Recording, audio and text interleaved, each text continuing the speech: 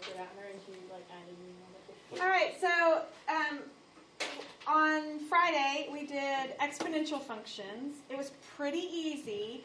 I did go through and after y'all's class, I went through and I took off all of the ones that you would have to have a calculator for because we just can't do them. So I don't know why they're even on there. I don't know what kind of provision they're making at Weatherford College for that, but we're not doing them because we are not using calculators. So this is fairly easy, but I don't think you have done this. If you did them, you did it while you were on quarantine. So take that for what it's worth. Logarithmic functions are the inverse of exponential functions. So the undoing, just like the taking a square root function is the inverse of a quadratic. A logarithm is the inverse of an exponential. So a lot of the stuff is going to be very similar. It's just the reverse. So if you have an exponential, 2 to the third equals 8. Then the inverse of that is the logarithm. Log base 2 of 8 equals 3. Oh, I definitely didn't. So they are just inverses of each other. The first part of this unit is so easy. It is just the rewriting. You're just rewriting the logarithm as an exponential and the exponential as a logarithm. So if I am given, let's see, let me give you the actual definition.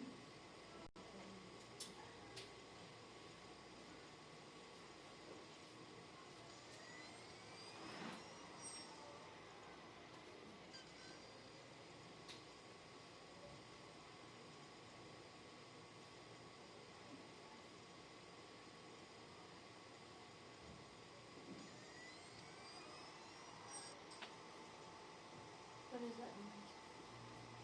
My computer, it's trying to load something. It's not being able to do it, so I don't know what's going on. Is it too weak? No, it shouldn't be. I don't know what's going on. For any and all real numbers y,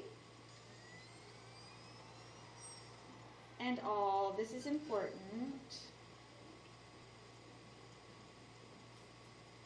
positive numbers a,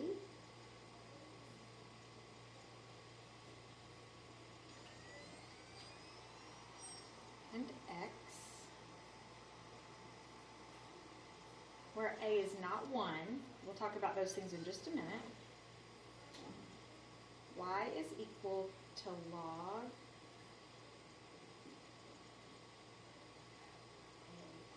x. Yep, that totally makes sense. It will in just a second.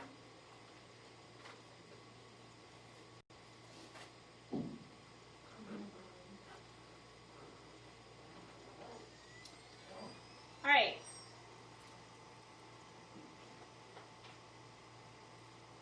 First of all, if you read the definition for any and all real numbers y, they're just saying that this number over here has to be real, can't be imaginary. And all positive numbers of a. So look at where a is located right here. It's this little number. Or if you look at it in the exponential, it's the big number with the exponent attached. It's the base. Remember, y'all knew that already. When we have exponents, the exponent attached to the big number is called the base. Well, this is telling me up here, the base has to be positive, and x has to be positive.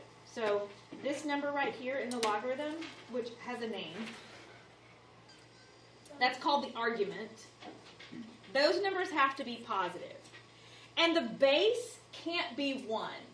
It doesn't work if the base is 1, which we didn't talk about this the other day, but you can't have an exponential with a base of 1. It doesn't work because what is 1 to any power? 1. So it's not going to make an exponential graph. It's going to make a straight line. So you never have a base of 1. So you're not going to have a logarithmic base of 1, nor will you ever have an exponential base of 1. So that doesn't happen. So they just put that there just because we just know it's true. But what they want you to know is these are the same thing. It's just a function written 2 different ways, inverted. So if I write, I'm going to give you a couple of examples, and then I'll let you try a couple.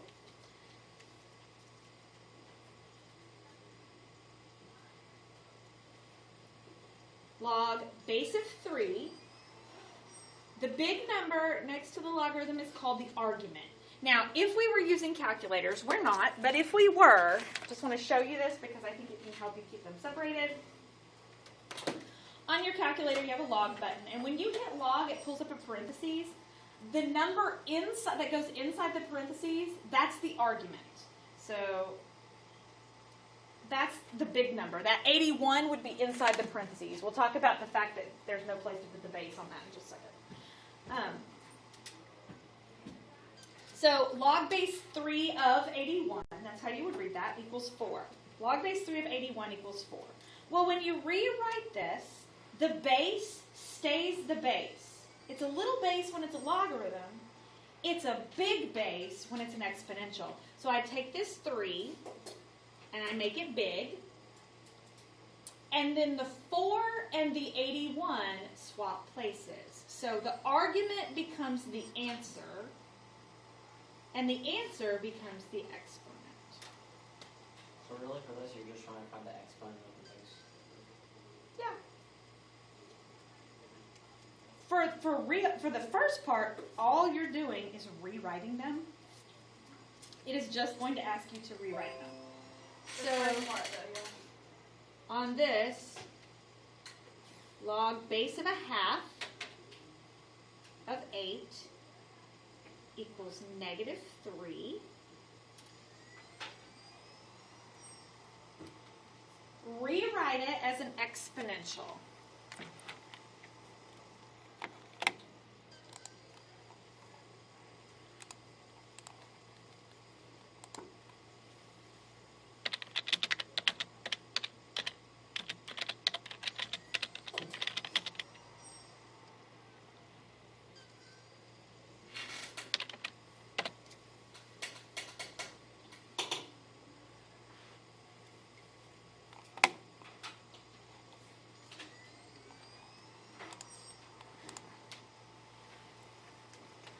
Alright, so your base remains the base, it just becomes a big base. And your exponent and your argument swap places. That's it. Everybody good? Alright, what if they give it to me as an exponential first? And they ask you to rewrite it logarithmically. Can you do that? Go in reverse. Yeah. If you can remember that the base is the base, doesn't matter if it's a big base or a small base, the base is going to stay the base. I think that usually helps. So when I rewrite this one, it's going to be log base 10 of 1,000 equals 3. Everybody good? Questions? Okay, rewrite this one exponentially.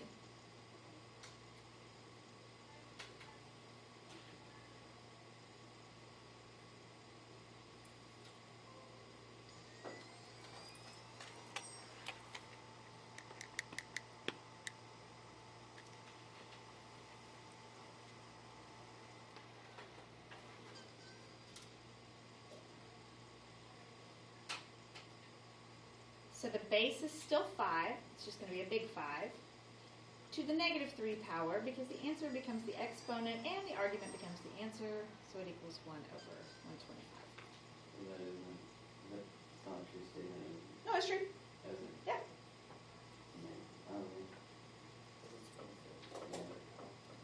So is everybody okay? Easy enough?